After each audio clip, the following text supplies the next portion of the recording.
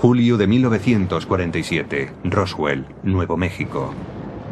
Muchos creen que los restos encontrados en el desierto cerca de esta pequeña ciudad pertenecen a un ovni. La pregunta es, ¿existen los ovnis? La respuesta es sí. Aún perdura la controversia sobre lo que aconteció allí aquella noche. Un exoficial de inteligencia del ejército de los Estados Unidos ha contribuido a la polémica. Según él, los ovnis no solo existen, sino que el ejército estadounidense ha copiado tecnología avanzada de ellos. Él lo sabe, afirma, porque ha tenido en sus manos muestras de esa tecnología y ha visto los cuerpos de los alienígenas encontrados en Roswell. The humanoid type body came from the Roswell area where there was a crash in 1947. ¿Por qué debemos creerle? ¿Por su rango? ¿Por los años de servicio al país y por su reputación? Pues era considerado uno de los militares más brillantes en su especialidad. ¿Quién es este individuo? ¿Qué dijo en el pasado? ¿Cuáles de sus predicciones se han cumplido? Según las palabras del teniente coronel Philip Corso, él era el responsable de que la tecnología extraterrestre llegara a los laboratorios militares y a los científicos civiles, quienes se valieron de ella para fabricar dispositivos láser, fibra óptica, circuitos integrados, gafas de visión nocturna y chalecos antibalas. Estudiamos platillos volantes que se han estrellado o que han sido derribados y tratamos de averiguar cómo funcionan. Muchos niegan que la tecnología extraterrestre haya sido el motor de la industria militar. Es una forma peculiar de confiar en la ingenuidad humana. Supe que Philip Corso no decía la verdad gracias a una serie de cosas. ¿Será la historia de Philip Corso fruto de su fantasía y su ambición? ¿O la confirmación de que en Roswell se estrelló un ovni en 1947? ¿Se inició realmente gracias a ese hecho un programa militar secreto que incorporaba la tecnología extraterrestre a la industria armamentística?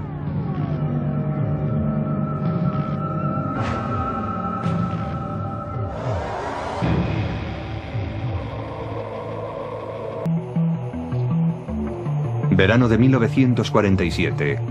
El oficial Philip Corso está de servicio en la base militar de Fort Riley, Kansas, cuando en una misión de patrulla encuentra algo que cuestiona los fundamentos de la historia. Corso era militar de carrera, un oficial muy respetado en los servicios de inteligencia, con capacidad de decisión en caso de guerra.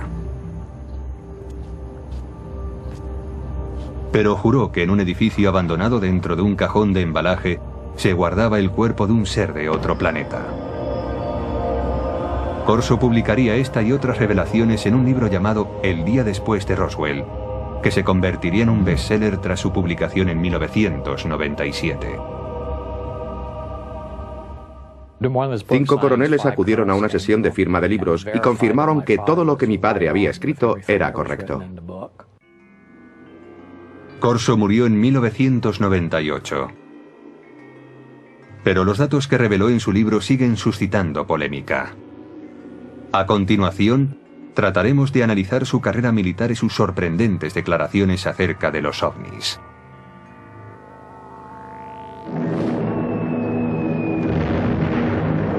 ...1942...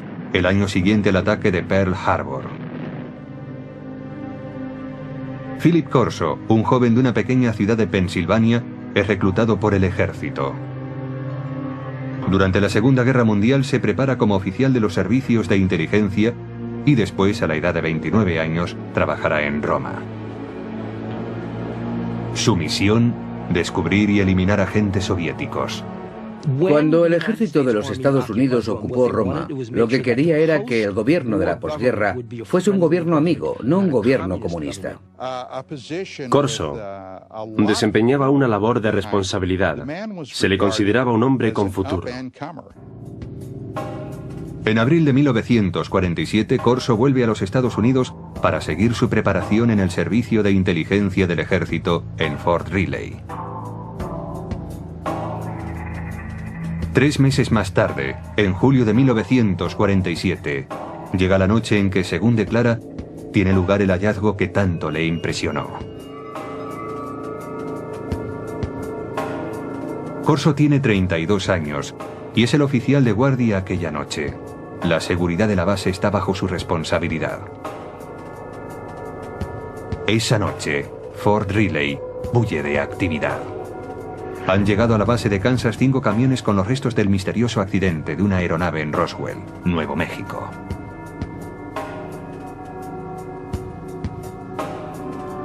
Corso, como oficial de inteligencia, está intrigado por el cargamento.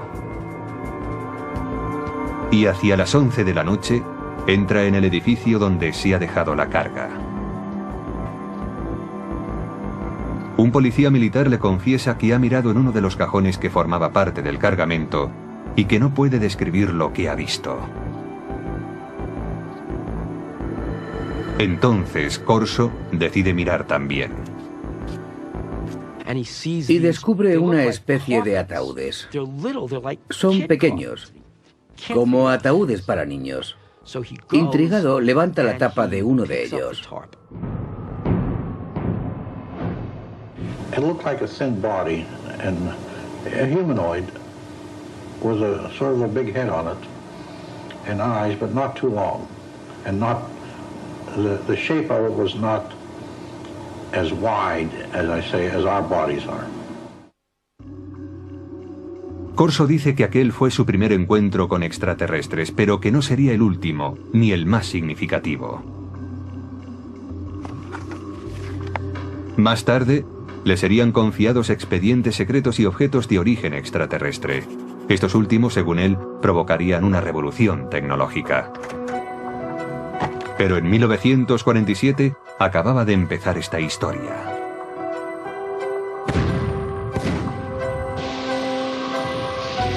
La Guerra de Corea, iniciada en 1950, abre un paréntesis en las reflexiones de Philip Corso sobre seres extraterrestres.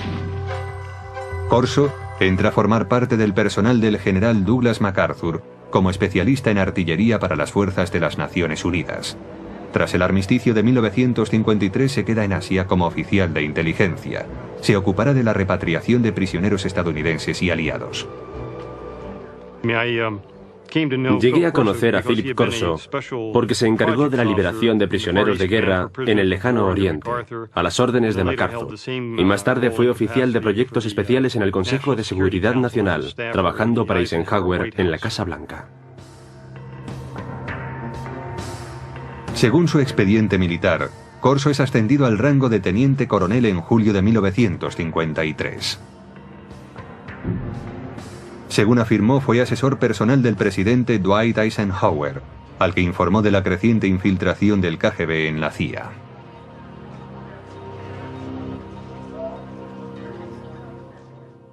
Y Corso se quejaba de esto ante Eisenhower en el Consejo de Seguridad Nacional. Corso declara también que Eisenhower le premió otorgándole la comandancia de un batallón.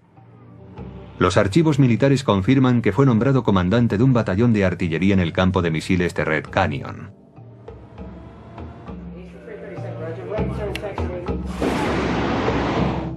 En octubre de aquel año, Corso está al mando de un batallón en Alemania Occidental, donde desarrolla nuevas estrategias de tiro para ataques nucleares. Allí demuestra que sabe cumplir órdenes, pero también demuestra que tiene iniciativa. Está al mando de una batería de armas nucleares. Si se hubiese declarado la guerra contra la Unión Soviética en los años 50, cuando Corso estaba en Alemania, él habría tenido autoridad para disparar armas nucleares. Pero cuando vuelve de Alemania, su carrera cambia totalmente de dirección. El brillante oficial de la inteligencia, intrépido cazador de espías enemigos y comandante de artillería con potestad para utilizar armamento nuclear, se convierte ahora en reservista de la Guardia Nacional. En octubre de 1960, Corso está prácticamente retirado. Es asesor a tiempo parcial en una base de la Guardia Nacional en Maryland. Se podría decir que alguien no estaba satisfecho con él. No tuvo la recompensa merecida. Pero algunos creen que Corso está siendo reservado para su cometido más importante y secreto. Hay una mano oculta que dirige su carrera. Es la mano de Arthur Trudeau. Philip Corso tiene un poderoso protector en el teniente general Arthur Trudeau. Graduado en West Point, en la promoción de 1924, Trudeau es considerado un oficial progresista y admirador de la alta tecnología. En la época de la Guerra Fría es el primero en proponer una formación tecnológica para los oficiales de la inteligencia, y en 1958 es nombrado director del área de investigación y desarrollo del ejército. Cuando Trudeau tiene ocasión de nombrar a un adjunto, recurre a Corso, y así se inicia la etapa de este último en el área de investigación y desarrollo. General called me and said, "Don, establish Foreign Technology Division and you're the chief of it. And you got an office down next floor under me." Hasta ese momento de su carrera, la trayectoria de Corso en el ejército es fácilmente verificable examinando los archivos militares. Trabajó en el Pentágono. Allí estaba su despacho, así consta. Y lo hizo para el general Trudeau, que le conocía bien, de eso no hay duda. Pero desde que empezó su labor en el Pentágono, el rastro de su carrera es más difícil de seguir y también es más difícil confirmar sus declaraciones.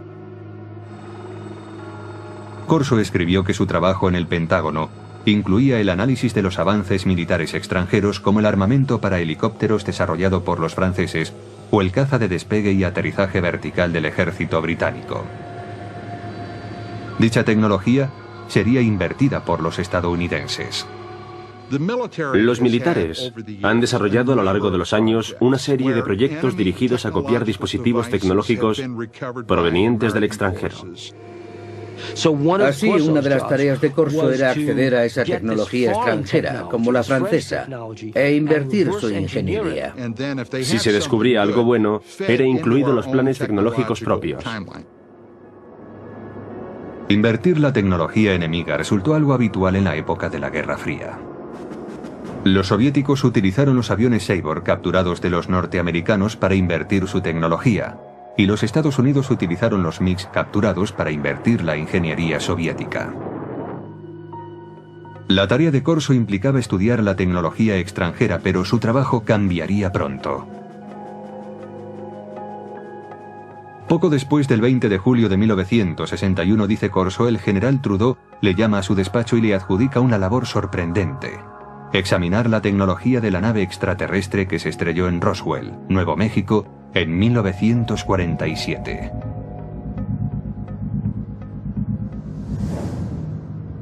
Trudeau envió un archivador al despacho de Corso.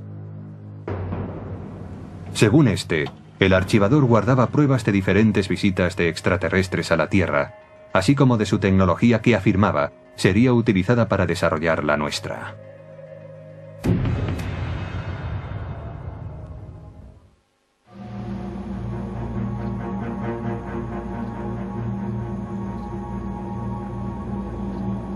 Philip Corso declaró que en 1947 él había visto los cuerpos de los extraterrestres cuyo ovni se había estrellado cerca de Roswell, Nuevo México. La descripción de Corso coincide con la de aquellos que se declararon testigos del accidente. Los alienígenas, según estos testigos, eran 4 pequeños seres humanoides, con manos de 4 dedos, piernas delgadas, una cabeza excesivamente grande y ojos en forma de almendra.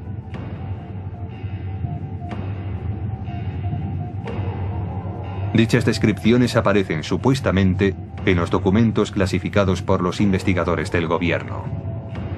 Hasta el día de hoy, dichos documentos no han sido autentificados.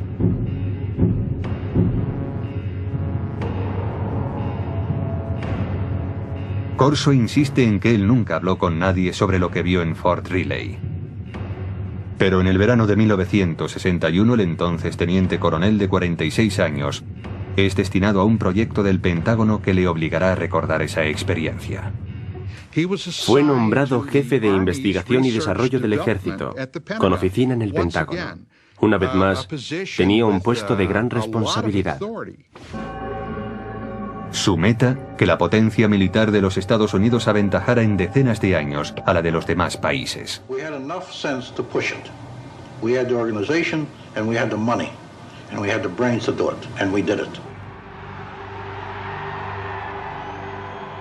Durante la época de la Guerra Fría, dice Corso, preocupaba mucho al gobierno que los rusos llegasen a tener acceso a los materiales extraterrestres o, lo que era aún peor, que los alienígenas utilizaran su superior tecnología para invadir la Tierra.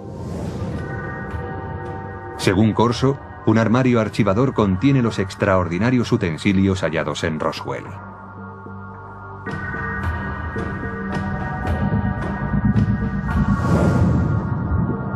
Un trozo de traje metálico superresistente.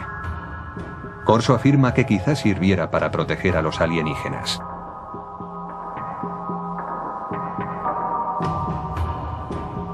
Un tubo que parece lanzar una potente luz roja.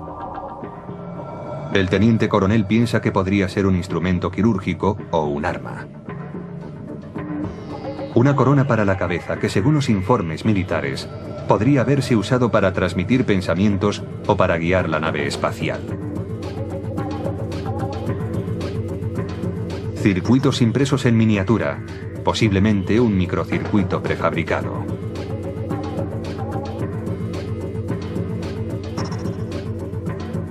Un cable flexible que podría haber transmitido luz.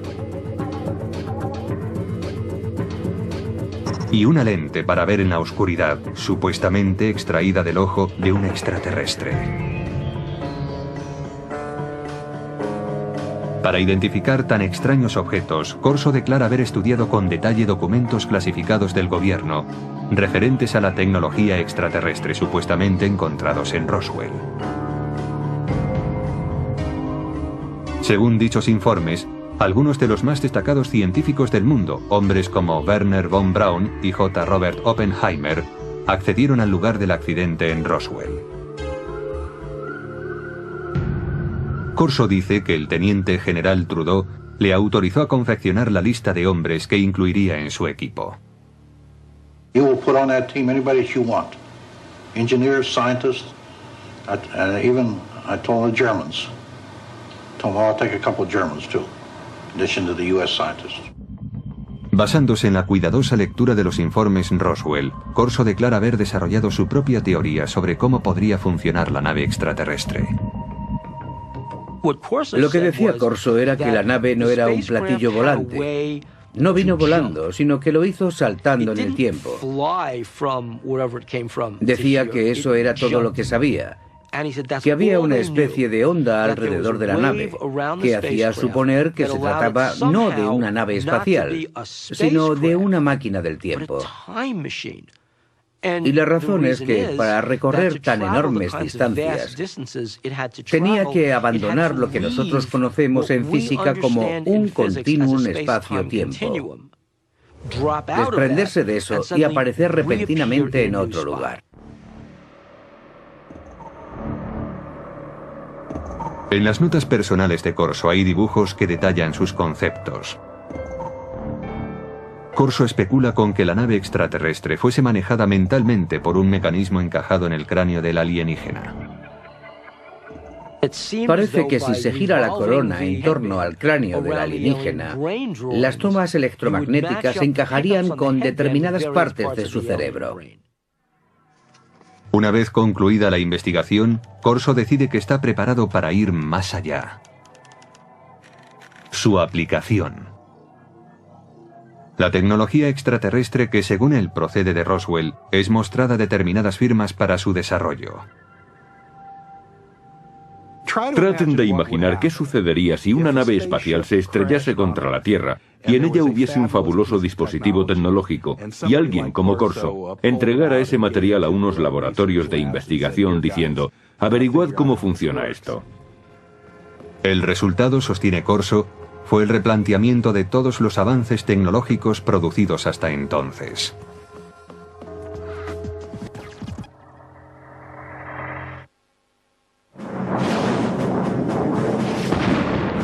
En la década de 1960, la potencia militar estadounidense está plenamente entregada a la Guerra Fría.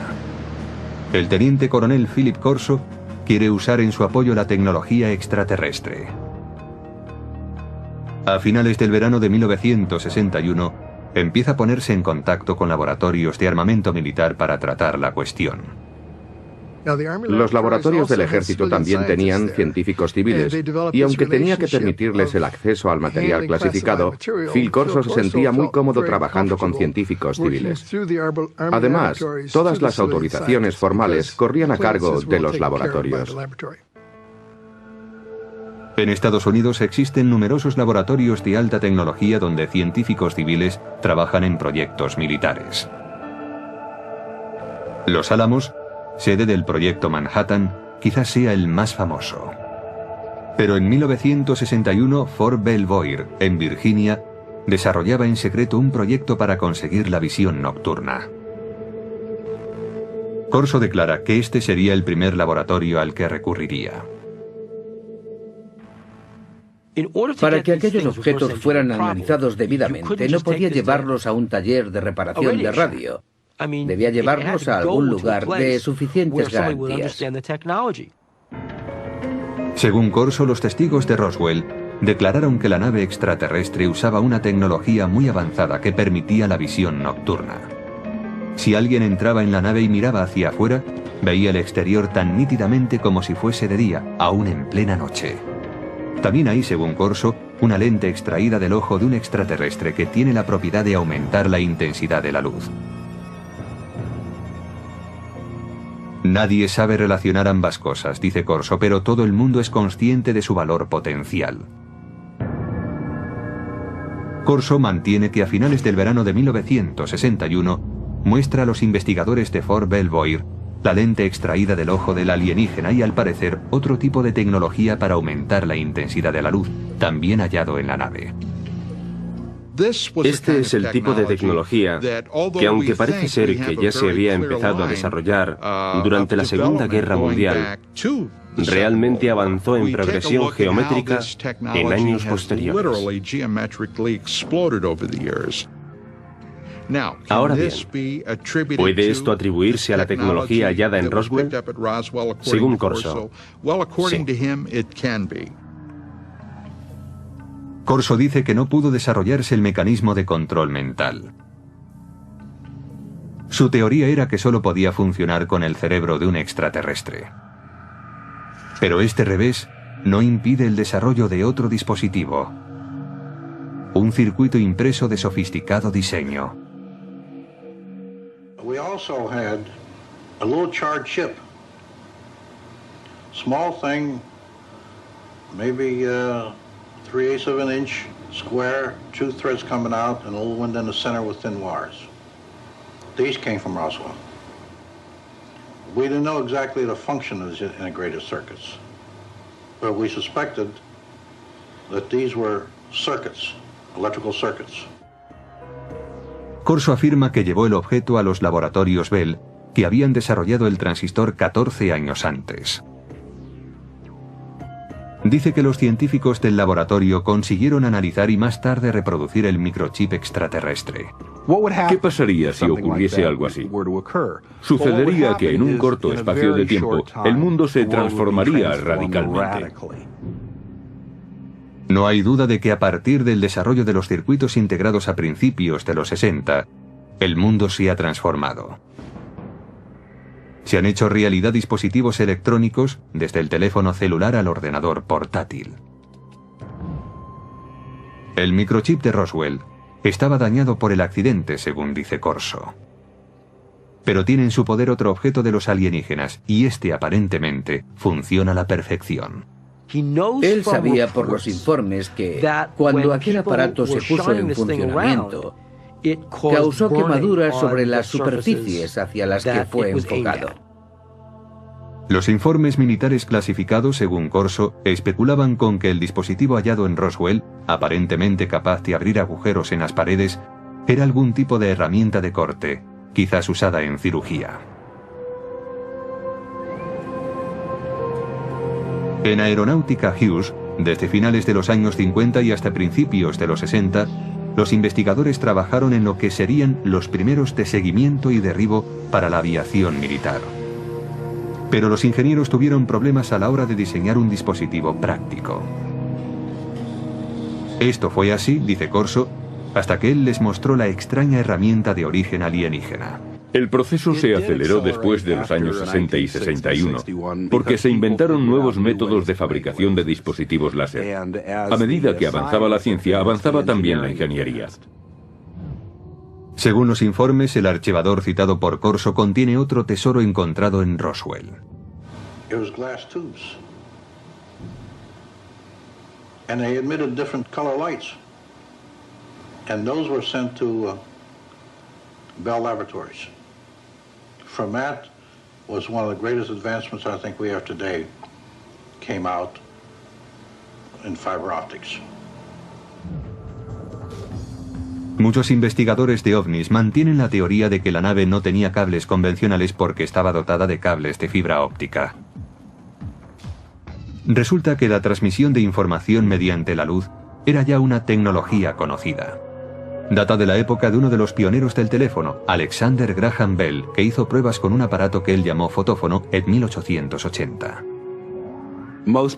Casi nadie ha oído hablar de él, pero muchos científicos de la época creían que el fotófono era un invento mucho más meritorio que el teléfono. El fotófono era una manera de transmitir la voz mediante un rayo de luz. La investigación instada por Corso determinó que la transmisión de datos por medio de la luz era inviable debido a que no se podía dirigir un rayo de luz con capacidad para desviarse al hallar un obstáculo. Pero Corso confiaba en que el dispositivo de Roswell podría contener la solución. Estudiaron aquella fibra de vidrio y vieron que la luz podía desviarse, es decir, podía trazar curvas. Llegaron a la conclusión de que aquello se debía al revestimiento del cable. Aquella era la clave para hacer funcionar la fibra óptica. Aunque el uso de la fibra óptica no se generalizó hasta los años 70, los investigadores de ovnis creen que el revestimiento del dispositivo extraterrestre, una capa externa que cubría la fibra conductora, es lo que posibilitó el avance de la fibra óptica en nuestro planeta. Corso también examina algunas fibras muy resistentes que, según los informes militares, proceden de los trajes de los alienígenas. The first thing of the fabric that amazed me was a thread that I couldn't cut with a razor blade. Just a thread. Corso ofrece en su libro una teoría referente a las fibras que componían el tejido de los trajes alienígenas. El cuerpo de los extraterrestres, posiblemente de materia más vulnerable, estaba protegido por la gran resistencia de un tejido que, en cierto modo, formaba un escudo. Y según Corso, no se vestían con él, sino que lo tejían a su alrededor. Es decir, lo hilaban como un capullo de seda. Corso se pregunta si estas fibras tan resistentes tendrían aplicación como material antibalas para ser usados por los cuerpos de seguridad y por el ejército. Corso asegura que el ejército intentó llevarlo a la Universidad de Colorado para tratar de fabricar dicho material. A mediados de la década de los 60 hubo grandes avances en cuanto a tejidos resistentes. Usaban la tecnología de los polímeros, el tipo de moléculas que, decía Corso, estaban presentes en el tejido extraterrestre. En 1965 se inventa el Kevlar, un tejido que se usaría en chalecos antibala. Una prueba más, según Corso, del impacto de la tecnología extraterrestre.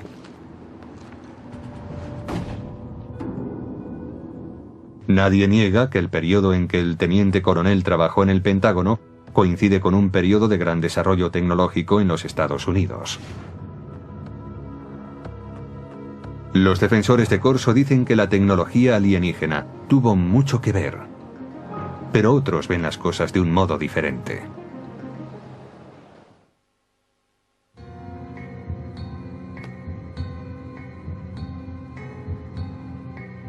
En su libro El día después de Roswell, el teniente coronel Philip Corso declara haber introducido la tecnología extraterrestre hallada tras el incidente de Nuevo México en la agenda de los militares estadounidenses. Pero otros afirman que los avances científicos de los años 60 no fueron obra de un héroe, ni se debieron a la ayuda extraterrestre. Resulta simpático pensar en un héroe que nos conduce a un mundo de avanzadas tecnologías adquiridas de platillos volantes. Pero después de trabajar en numerosos programas de investigación y desarrollo, puedo asegurar que no es esa la forma en la que avanza la tecnología. Por ejemplo, en un programa aeronáutico de propulsión nuclear, empleamos 3.500 personas, 1.100 de ellas eran ingenieros y científicos. Gastamos $100 millones al año. Esa es la clase de trabajo que se hace para desarrollar una nueva tecnología. Dice Corso que el uso del láser pasó de la teoría a la práctica después de que los científicos examinaran el objeto encontrado entre los restos del accidente de Roswell.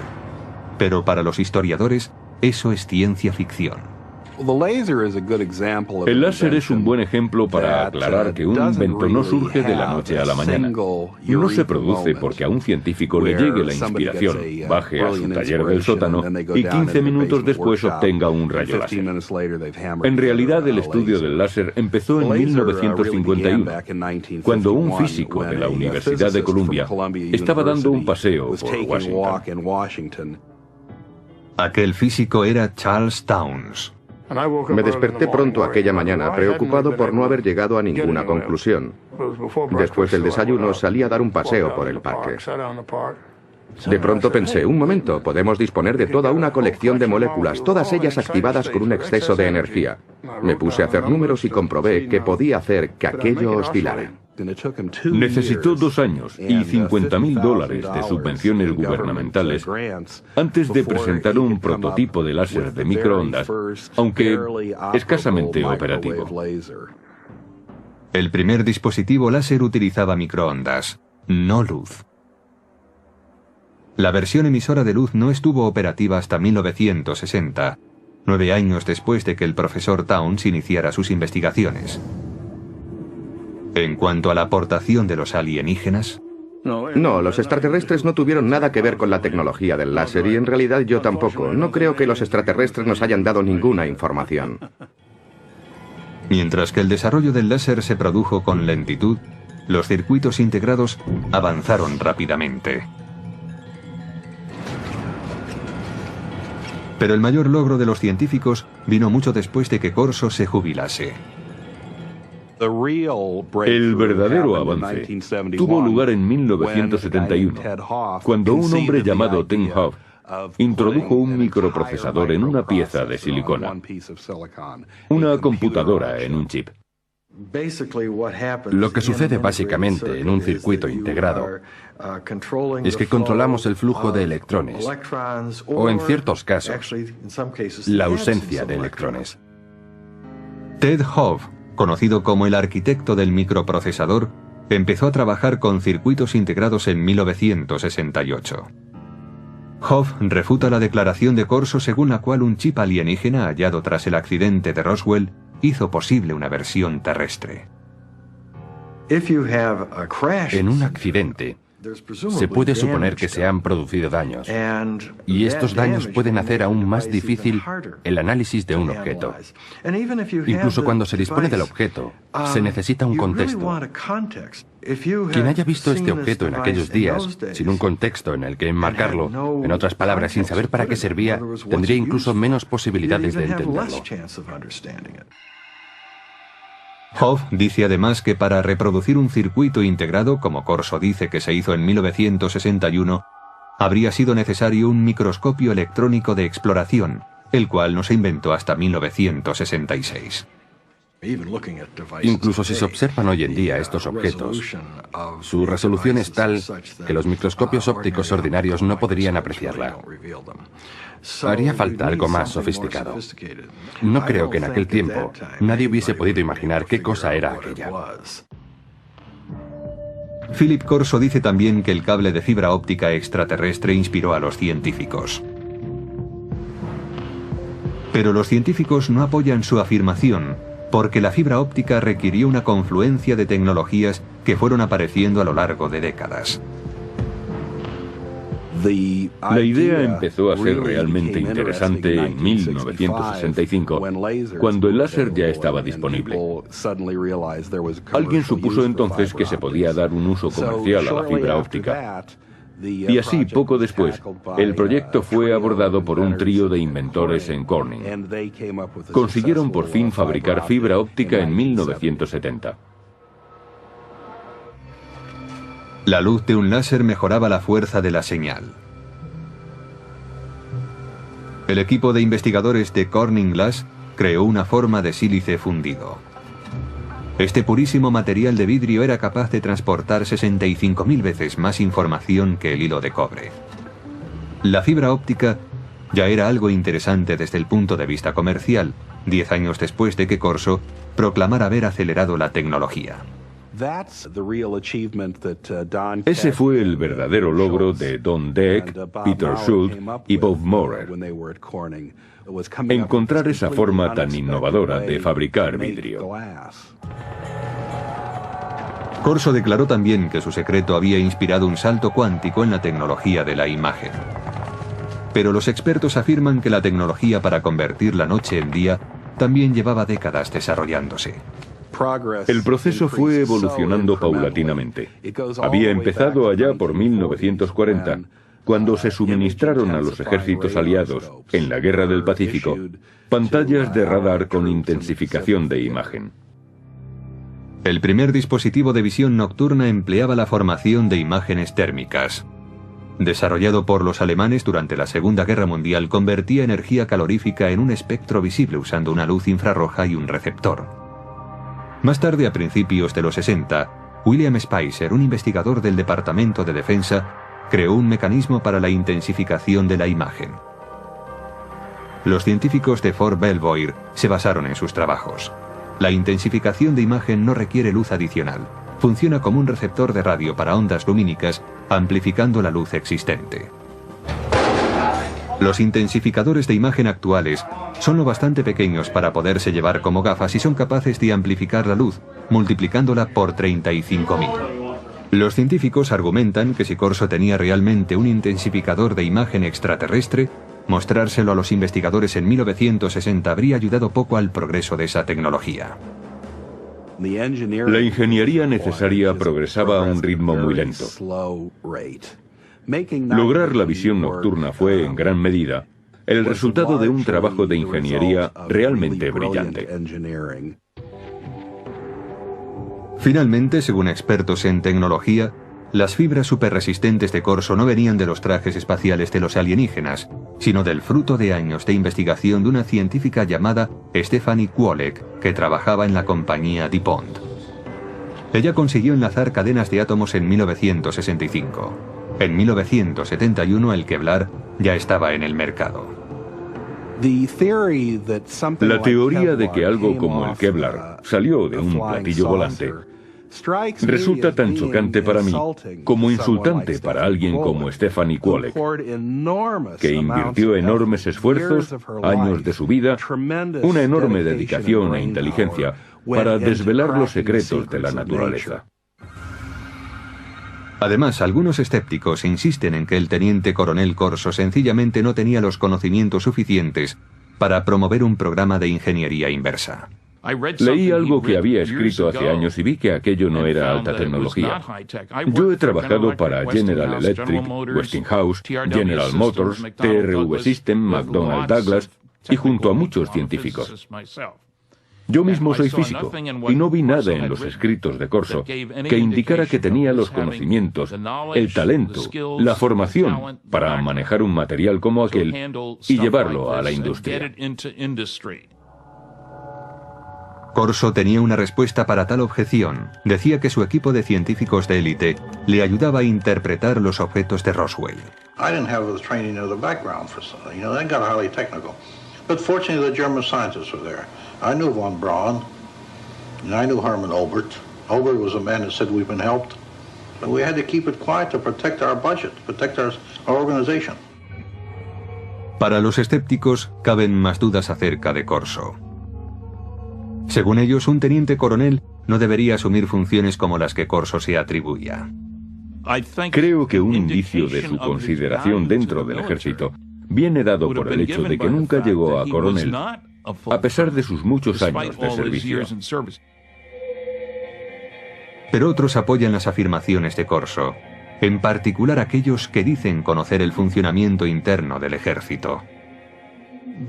En aquellos días, un teniente coronel tenía mucha más autoridad e importancia que ahora.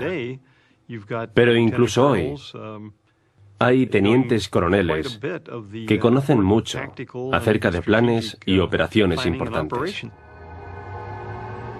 Todos los científicos y militares con los que Corso dijo haber trabajado afirman que no había implicación extraterrestre en las tecnologías desarrolladas a partir de aquellos años. No existen documentos de ningún tipo que avalen las afirmaciones de Corso sobre ingeniería alienígena aplicada a la terrestre.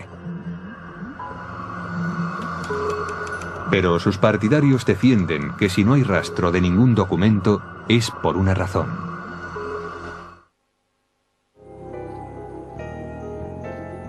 Quienes creen que una nave extraterrestre se estrelló cerca de Roswell coinciden en una cosa: el gobierno ocultó sistemáticamente la verdad.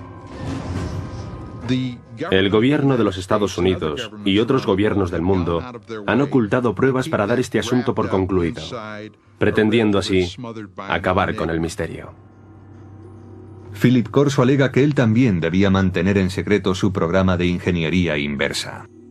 We couldn't discuss it. We made a decision. It cannot be discussed outside of us. We're doing good.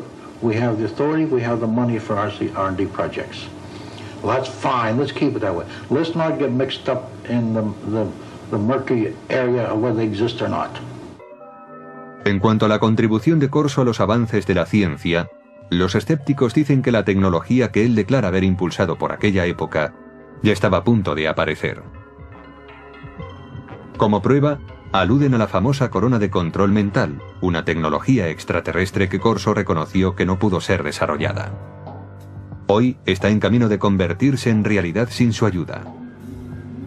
Desde los años 70, los científicos han estado experimentando con las ondas cerebrales salidas del electroencefalógrafo para suministrar información y alterar el comportamiento. En la actualidad es posible usar juegos como este que informan a través de un electroencefalógrafo para aprender a controlar los estados del cerebro. Pero la tecnología del control mental ha avanzado más aún.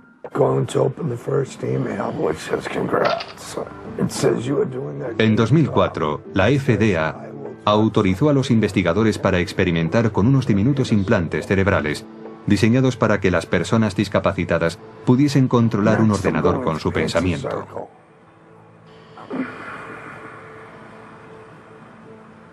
Los investigadores de ovnis dicen que los supuestos ocultamientos del gobierno pueden oscurecer para siempre los hechos de Roswell. Y en consecuencia, oscurecer también la verdad sobre si la tecnología extraterrestre contribuyó al desarrollo de la fibra óptica, los tejidos superresistentes, el láser, los circuitos integrados o la intensificación de imágenes. Hay gente que cree que los extraterrestres intervinieron, por ejemplo, en el 3500 a.C. en Egipto, para ayudar a los egipcios a construir pirámides.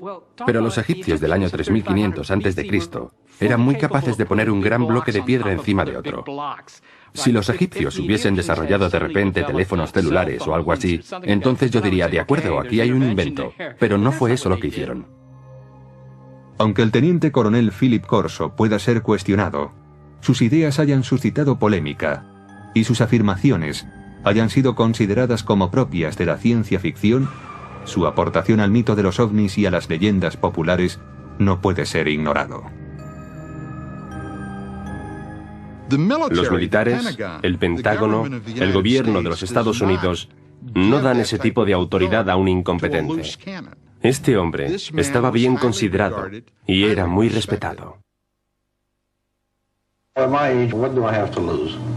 I have to let my grandchildren and my children know this, because how long will I be around yet? And when I go, it goes with me.